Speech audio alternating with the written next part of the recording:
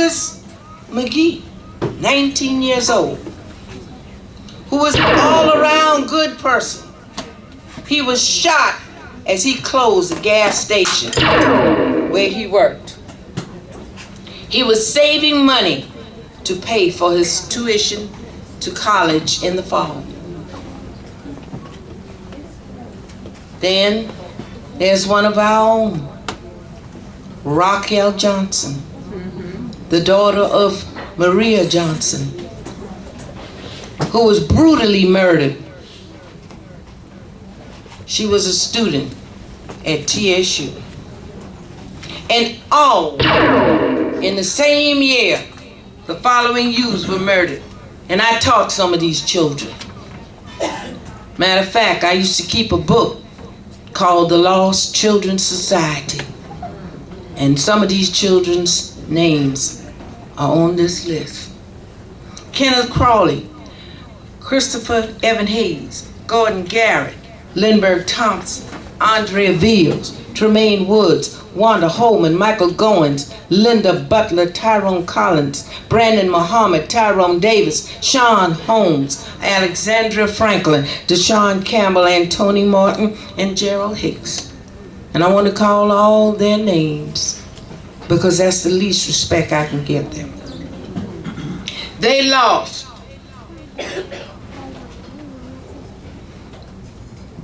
their freedom and their equality. And according to the Children's Defense Fund's Protect Children, Not Guns 2012 report, gun homicide was the leading cause of death among black teens. Now that's truly a bullet in the back. Now why all this violence and crime in the black community? I don't know. I don't know all the answers. But I can tell you some of the most compelling reasons for this high rate of violence and crime. First, one of the things that contribute to the high rate of violence and crime is the breakdown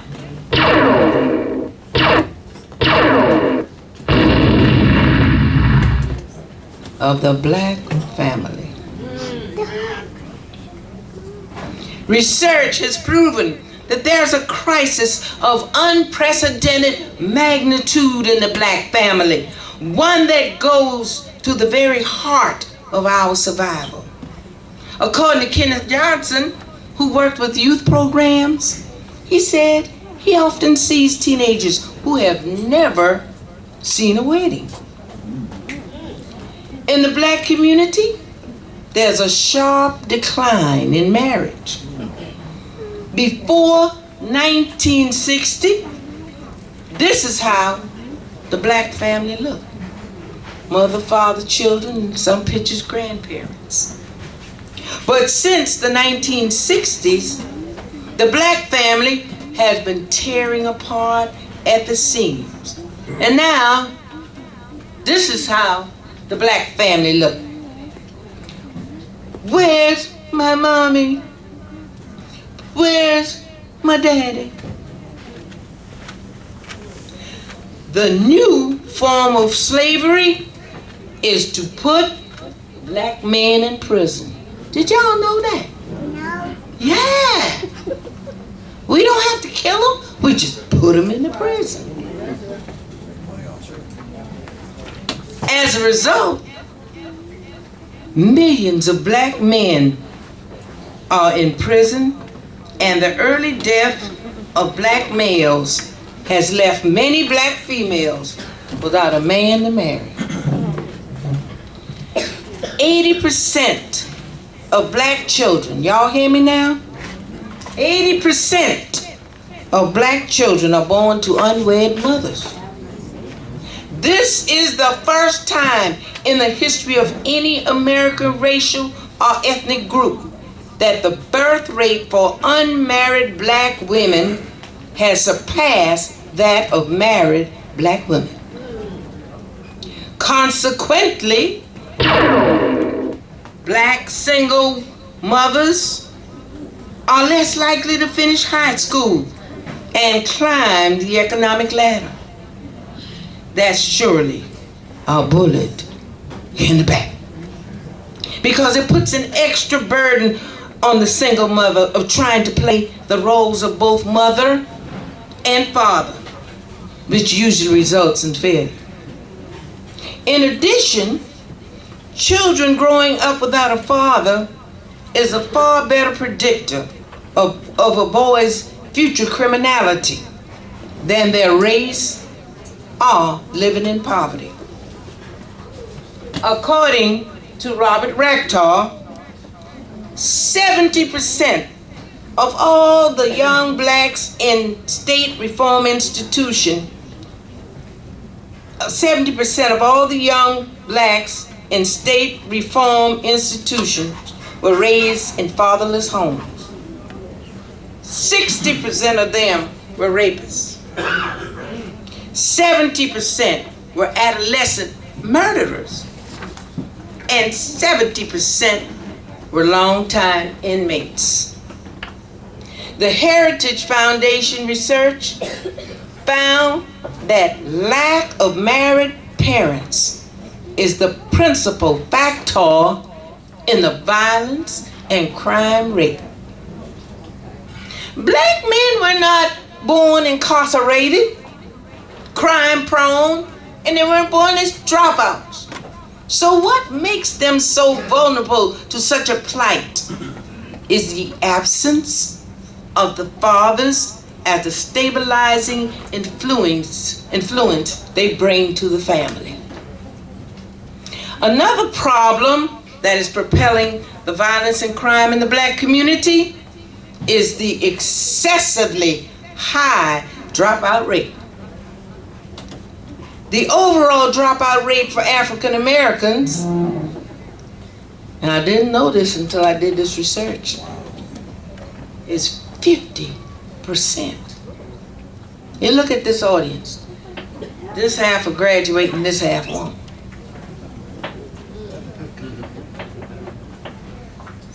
Some black communities have developed a culture where education is not valued.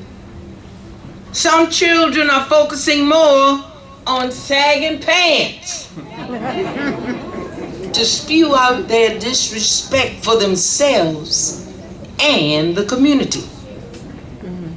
They are branding themselves as criminals by wearing hoodies, bandanas, sagging pants, and certain colors so they can look like gangsters. They do not realize that these patterns of behavior put them at risk of being victims of violence and crime. So we have to teach them. Some of them do not do their homework, schoolwork, or they don't perceive education as being important. The focus is on disrupting the class, their dress, and free lunch.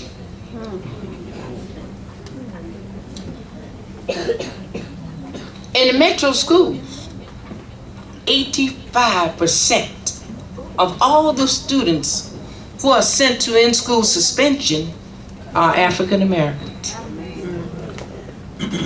90% of all out-of-school suspensions are African Americans.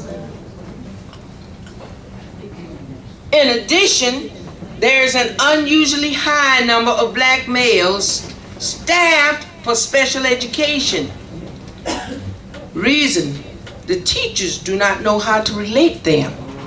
And the parents are eager for that check because they have a special needs child. Some of them come from single parent homes where the mothers allow them to rule the house to make up for the fathers not being there. Some of them are belligerent and are labeled with one of those alphabet disorders. ADHD, ADD, OBD, OCD, ASD, AS, and DS. Now, how many of y'all ever sinned in here? Yeah. Thank you. Now, this is what I say. Now, it was something that motivated you to sin. And my philosophy is that education should be just as attractive as sin. And the educational system should aim to make a better and more complete student out of African American students also. We need to make sure that we are connecting with our children, because when we do not, they will be connecting with someone else to give them advice. Amen. Now, my son told me that in the Green Hills neighborhood where we lived, that they made up a new language. And they used to say, God did it, dash, dash. Dang, if I know, Quentin. He used to do it too. Cubisco. I did not learn about this until he was an adult. Likewise, our children are using technology to create a new language. My niece texted me this email, and I couldn't understand that. So I had to call her up. I said, Diamond, what in the world are you saying? She said, you are so lame. I'm laughing out loud, laughing my butt off at you.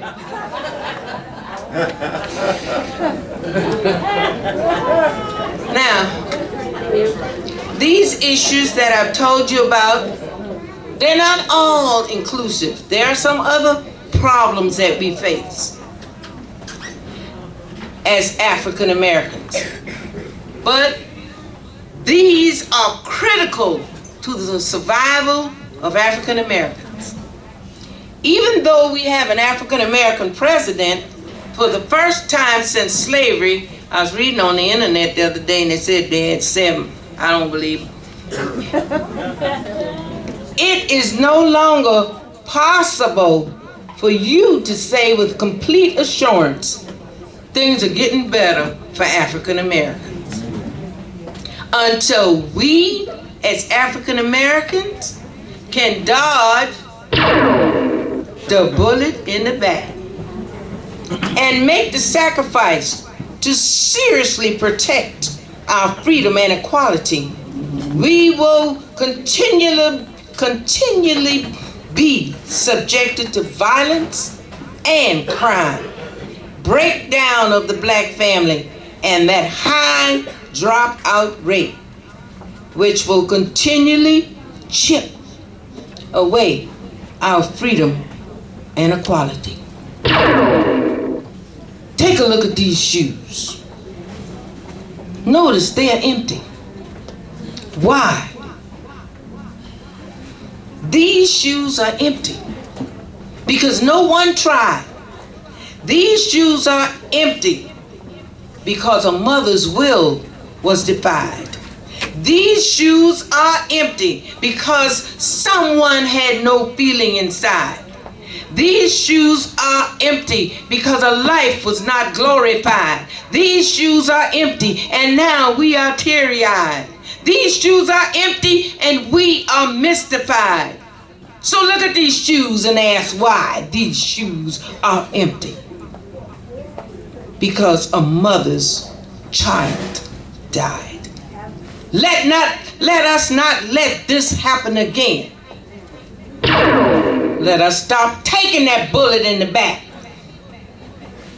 We must stop the violence. Now, in conclusion, I say to you, we have 3 major problems that are creating havoc in the African American community. Violence and crime, breakdown of the black family, and the dropout rate. Abraham Lincoln set us on the road to freedom. Martin Luther King made many sacrifices, and indeed the ultimate sacrifice. And President Obama is diligently working to make whatever improvements he can. But we must take up the challenge. We must put a stop to these problems. The time to begin fixing these problems is now. We need to launch serious national discussion and action programs. What role are you going to play? What are you going to do?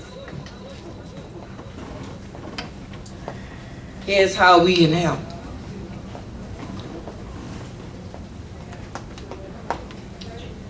We must use a multidisciplinary approach. One segment of the community can't do it by himself.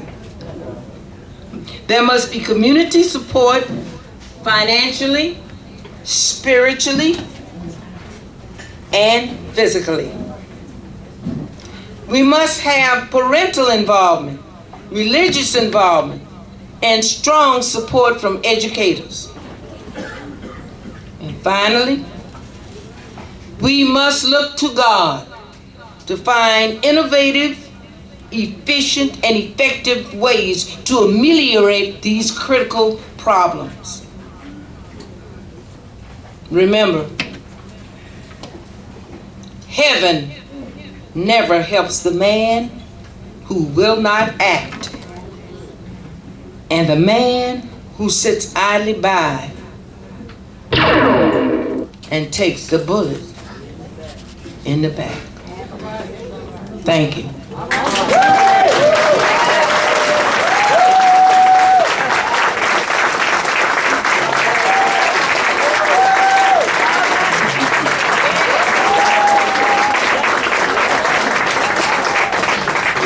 Thank you. Dr. Hyde, you want to introduce the board?